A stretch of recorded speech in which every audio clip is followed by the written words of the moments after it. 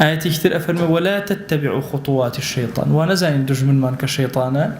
تنهاكم الله فيالي هي فيالي زور خطواتي زور فيالا كان زور وقورن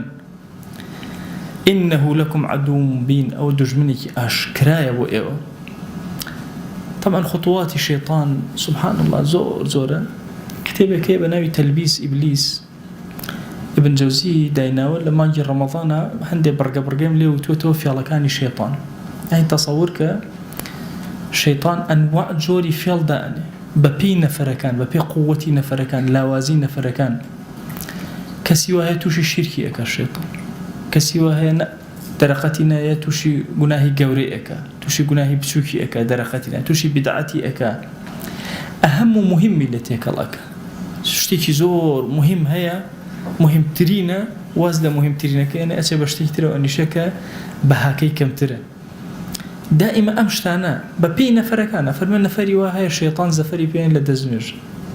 بنجاجر دزمج أقرأته باشا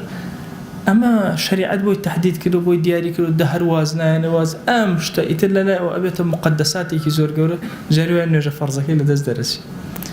وقتی خوی بگذم من نود ما که با خاطی خواه اگر نجی باین نکن دامنیشن با شوی لیلة القدر